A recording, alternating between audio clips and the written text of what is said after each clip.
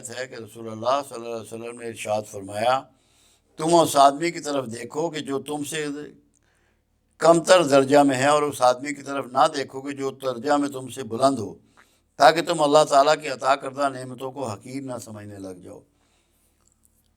صحیح مسلم حدیث نمبر 7430۔ قرآن کا حکم ہے کہ اپنے نگاہوں کو نیچے رکھو۔ کیوں حکم دیا گیا؟ اس لیے کہ تم دوسروں کی چیزیں دیکھ کر پریشان نہ ہو جاؤ، تمہیں دوسروں کی نقل کرنے کی جستجو نہ ہو جائے کہ اس کا گھر بڑھیا ہے، اس کی گاڑی بڑھیا ہے، اس کا سامان اچھا ہے، اس کی حیثیت اچھی ہے، اس نے زیورات اچھے پہن رکھے ہیں، تاکہ عاجزی اختیار کرو۔ نیچے دیکھنا اس لیے بتایا گیا کہ نیچے زمین ہوتی ہے جو تمہارا مسکن ہے، جہاں تم نے رہنا ہے ہمیشہ ہمیشہ کا ٹھکانہ، تاکہ وہ تمہیں یاد رہے، بجائے سامان دنیا کے۔ اسباب دنیا پہ تمہاری نظر کم پڑنی چاہیے۔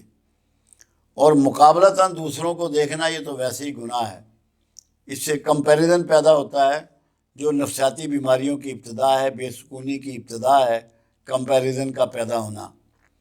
کمپیریزن سے بچنے کے لیے، کمپٹیشن سے بچنے کے لیے، کمپلینٹ سے بچنے کے لیے آپ کو یہ فارمولہ دے رہا ہے اللہ اور اس کا حبیب کہ نیچے دیکھو۔ اور نیچے دیکھنے سے مراد یہ بھی ہے کہ ایک شخص تھا، بزرگ تھے، ولی اللہ تھے، ان کے پاس کبھی ساری زندگی جوتوں کے پیسے نہیں ہوئے تھے، تو مسجد میں گئے اور اللہ سے گریہ ازاری کی کہ پروردگار مجھے اب اتنا تو کر دے کہ میں جوتا خرید سکوں۔ جب باہر نکلے مسجد سے تو وہاں ایک شخص کھڑا ہوا تھا جس کے دونوں پاؤں نہیں تھے، تو دوڑتے ہوئے مسجد میں گئے اور اللہ کے حضور گڑ گڑائے اور روئے اور معافی مانگی کہ شکر ہے میرے پاؤں تو موجود ہیں۔ تو اپنے سے نیچے جب دیکھو گے تو پھر تمہیں سمجھ میں آئے گی کہ تمہارے پاس بھی کتنی نعمتیں موجود ہیں۔ نعمتوں کو شمار کرنے کا ڈھنگ سکھانے کے لیے تمہیں یہ کہا گیا ہے، تاکہ تمہیں نعمتوں کی قدر و قیمت کا اندازہ ہو جائے کہ آپ کو صحت میسر ہے، رشتہ داریاں میسر ہیں، بیوی میسر ہے، اولاد میسر، بیٹے میسر ہیں، بیٹیاں میسر ہیں، کھانا پینا میسر ہے، عزت و احترام میسر ہے۔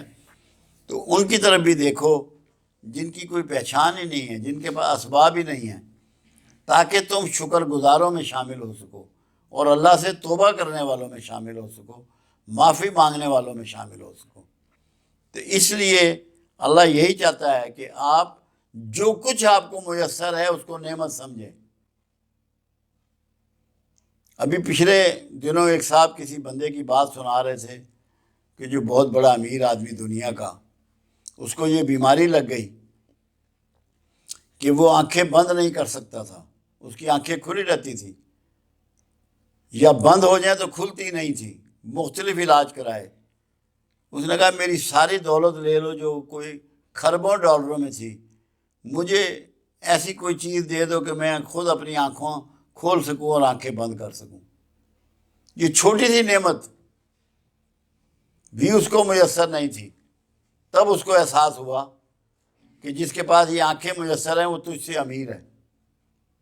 تو یہ اللہ سمجھانا چاہتا ہے اور اللہ کے حبیب کہ آپ لوگ شکر گزاروں میں شامل ہو جائیں اور اللہ کی جو نعمتیں آپ کو میسر ہیں اس کا احترام کریں اور اس کی وجہ سے اللہ کا شکر ادا کریں اور اللہ سے معافی طلب کریں۔